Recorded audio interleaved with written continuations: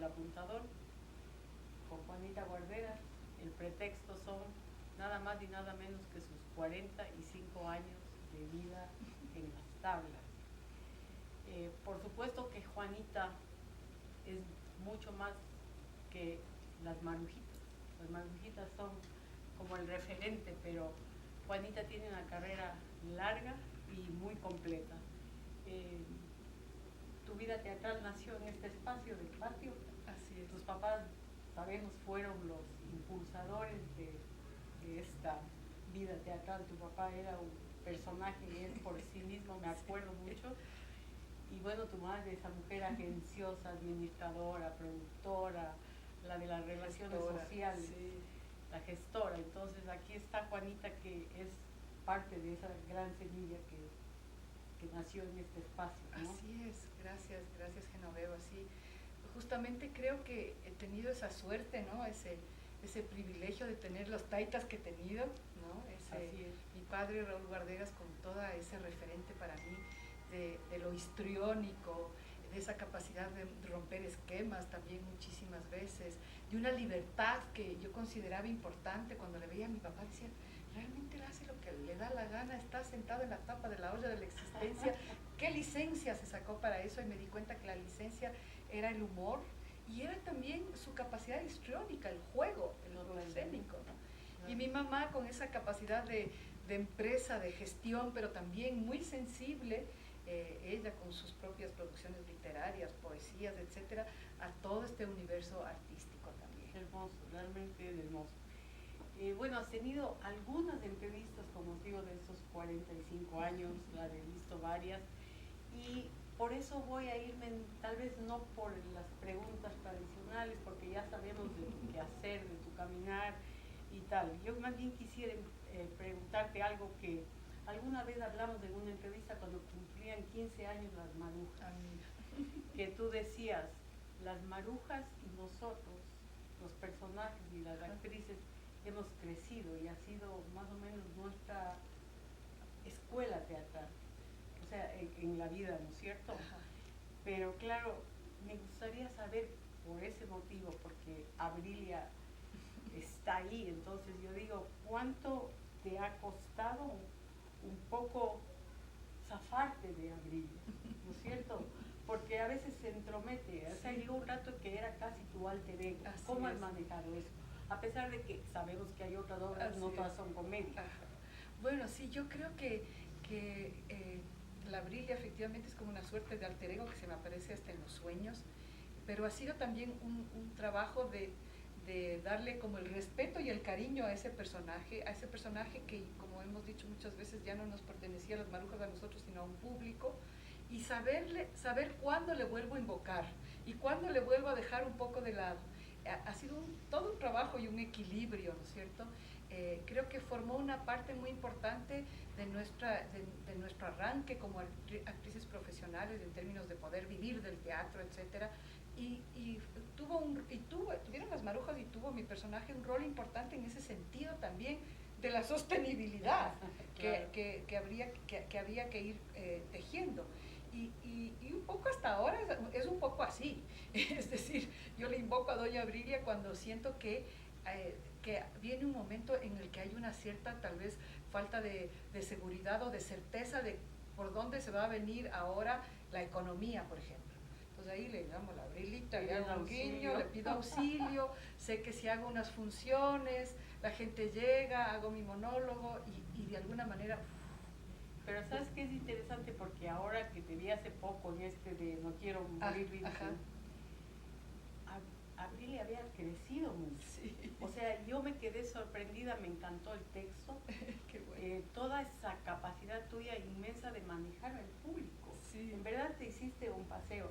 Y el texto estaba muy bien estructurado. Qué bien. Muy bien estructurado. Gracias, y eso me pareció, o sea, genial, porque dije, porque a veces te digo, yo misma podría tener un prejuicio a la Abrilia, pero me sorprendió gratamente esa seguridad, esa seriedad en el humor. Totalmente. Es muy lindo y eso es un texto pensado.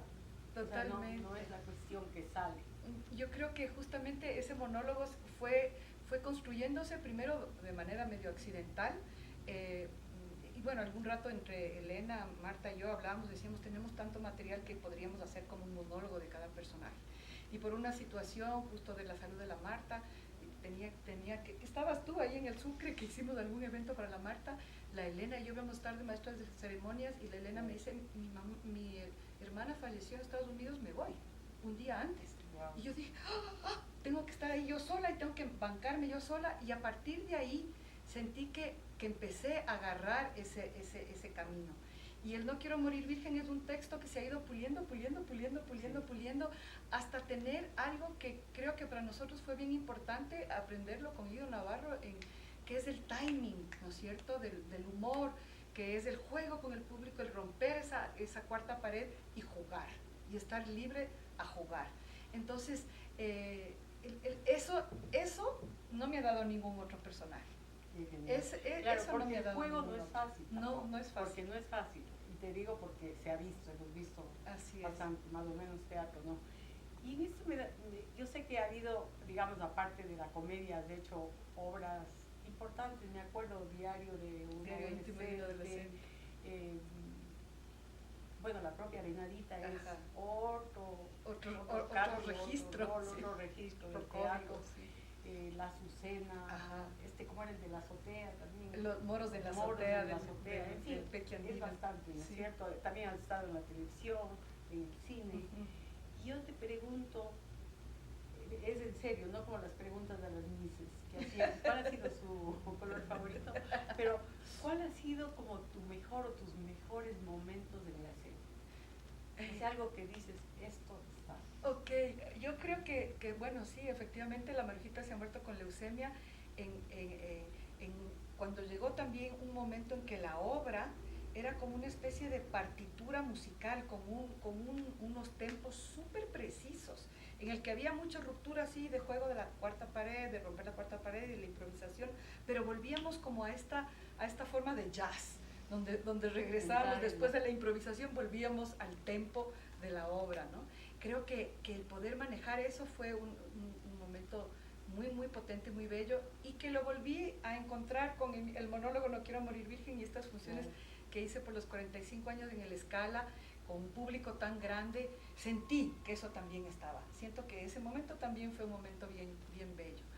Y creo que ha habido unas situaciones muy enternecedoras con mi personaje de La Venadita, por ejemplo, que es una obra que tiene como muy internacional, me ha funcionado muy bien en Colombia, Perú, Chile, Argentina, España.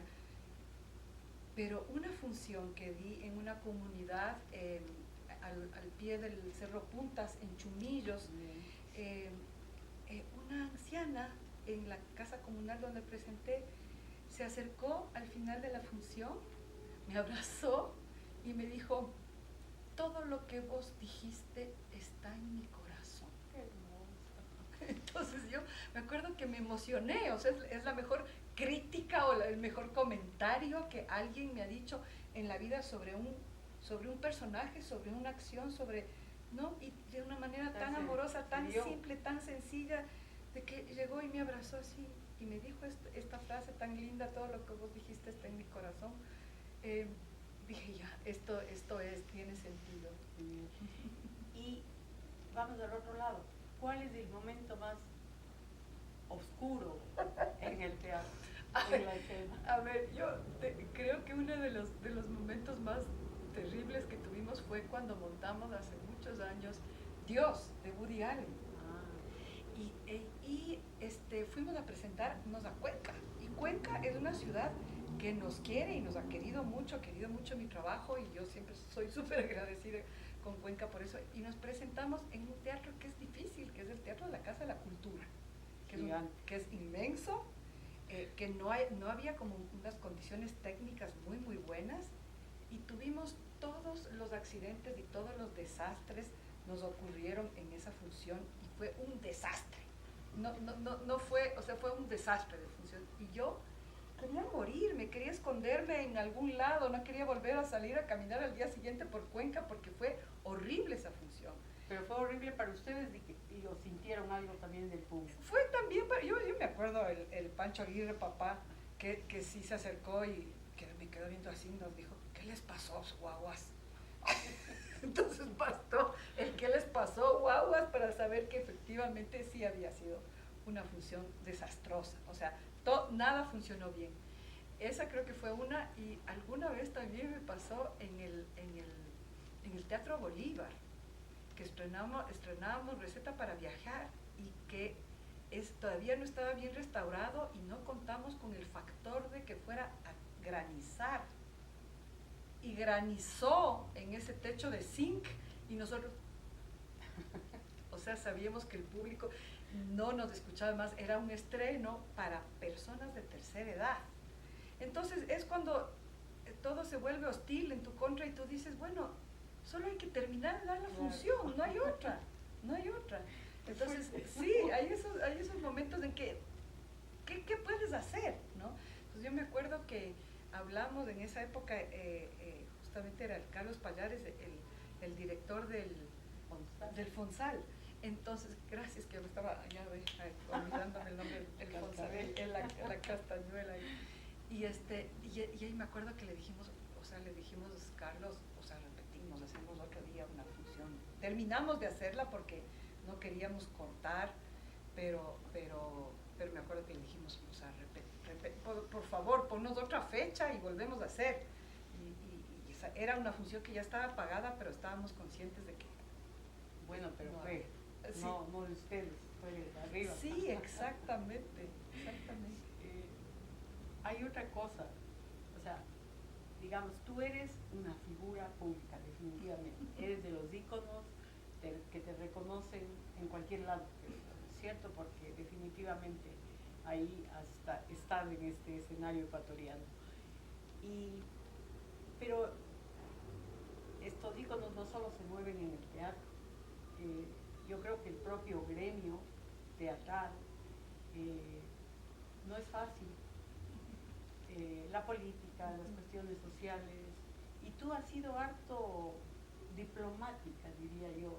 Yo siempre te veo salir despacito y bien. ¿Cómo has logrado mantener y no pelearte con nadie?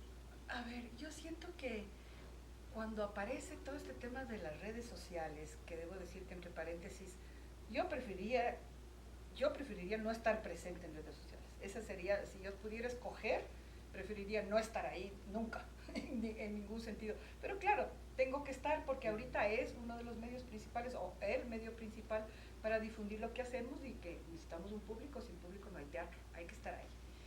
Pero por suerte me di cuenta rápidamente, como no es un espacio que yo ansío estar ahí, me di cuenta rápidamente que yo iba a manejar eso justamente con pinzas. Es decir, saber que las redes sociales, por ejemplo, no es un espacio donde hay contención. No hay contención, no hay un moderador, no puedes polemizar sobre nada porque no hay contención. Entonces, solo si estás dispuesta a recibir cualquier descarga de cualquier índole, tienes que estar ahí. Entonces yo dije, yo no voy a armar polémica en un espacio que además no me gusta. En las redes sociales, tengo que ser sincera, no me gusta. No quiero que mi vida privada esté ahí. Yo no pongo jamás ni fotos con mis hijos, ni mis viajes, ni mis vacaciones, mucho menos que he comido, ni cosas familiares, personales. Creo que he puesto muy pocas cosas de posteado en la vida ahí. Y he tratado de mantenerme desde este espacio de lo que yo hago. Ok, yo soy Juana Guardera, soy actriz, gestora cultural, directora, guionista, lo que sea, ahí estoy, ahí está, esa es mi información. Y siento que eso a mí me ha aliviado. Y no he entrado en polémicas, cuando hay temas polémicos, muy poco he comentado algo porque eso es un espacio sin contención. Claro, pero yo no me refiero solo a las redes, sino también a este manejo si quieres, político. O sea, de los gremios, de qué pasa con el municipio, de que si la ley acá, de que siempre estás como muy contenida, muy o sea, lo que he tratado, porque de todas maneras sí he estado muy qué. Digo, apaciguando la situación. Puede ser un poco. Yo siento que sí me ha tocado estar en algunos roles, como he sido varias veces presidenta de la Red de Espacios Escénicos Independientes. Entonces sí me ha tocado algunos roles de tener como interlocutor a un secretario cultural, a un viceministro, a una viceministra, a un ministro o ministra, o a ese tipo de cosas. Y lo que yo he tratado es justamente de armar un diálogo, y he tratado con respeto de recordarle al servidor público, por ejemplo, usted es un servidor público, con todo respeto, ¿no? A ver, o sea, escúchenos, porque si usted está en un sector, en algún rol en el sector cultural, tiene que escucharle a este sector, ¿no? He tratado de que eso funcione así.